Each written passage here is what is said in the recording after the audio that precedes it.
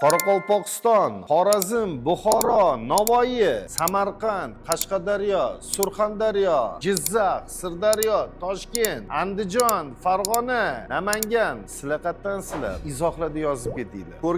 Ko'rgazma to'g'risida juda ko'p gapiryapmiz. Lekin bizdan so'rashyapti. O'zi ko'rgazmada ishtirok etadiganlar ro'yxati bormi? Kimlar ishtirok etadi?